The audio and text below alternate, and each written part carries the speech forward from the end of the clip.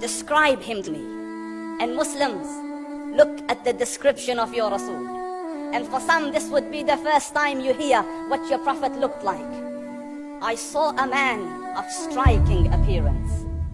ظاهر الوضاء أبلج الوجه, radiant face, حسن الخلق, beautifully created. لم تعبه الثجلة, his belly wasn't protruding. ولم تزر به السعلة, nor was his head disproportionate and small.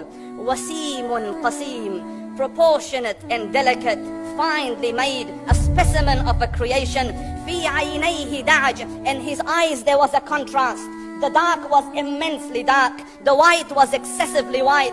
وفي أشفاره وطف, and his eyelashes were long. وفي صوته صهل, and in his voice was a natural echo. وفي عنقه سطع, and his neck was elegantly long.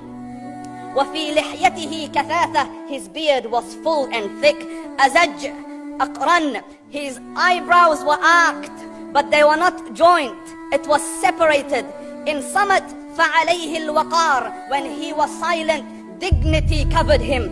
وإن تكلم سماه وعلاه البهاء, and when he spoke, it was audible and clear, almost commanding and overtaking. أجمل الناس وأبهاهم من بعيد, from afar the most striking and outstanding in appearance. وأحسنهم وأجملهم من قريب, and when he came near, the best of them and the most handsome of them in closeness.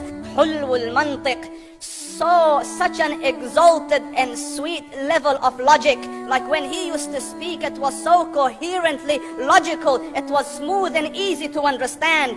فصل لا نزر ولا هذر, he was to the point, not excessive, not too short. كأن منطقه خرزات نظم يتحدرن, his logic, his utterances, his words were like jewels coming out of a necklace, calculated, polished, one after the other, it would flow magically. ربعة, he was medium in height, your eye didn't have to strain to look up at him, nor was it tedious to look down at him, he was a comfortable sight to look at.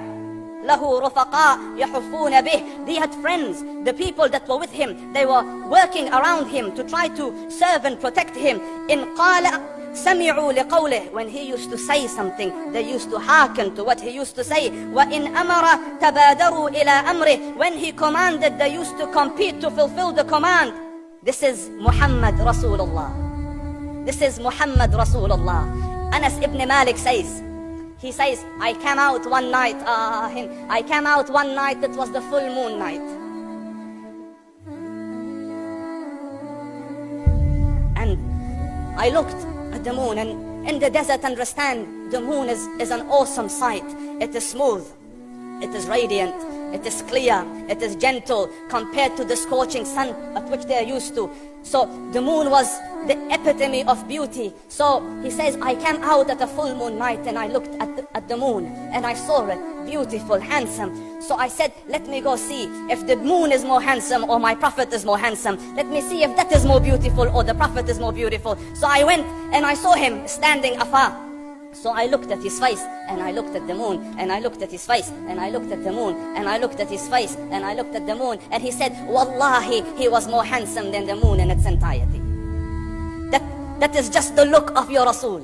Aisha radiallahu anha says, I was sewing with the needle, my needle dropped in the dark, I couldn't find it. I said, Ya Rasul, I can't find it. He moved his face close, and I swear, out of the radiance of his face, I found my needle.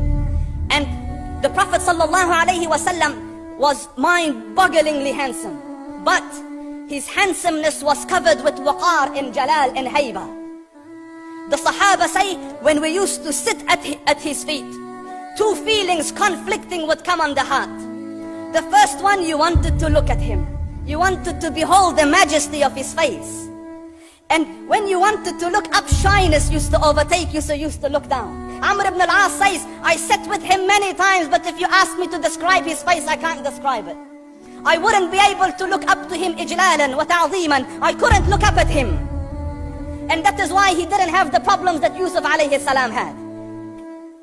Because it was difficult to penetrate the awe and the splendor of the Rasul.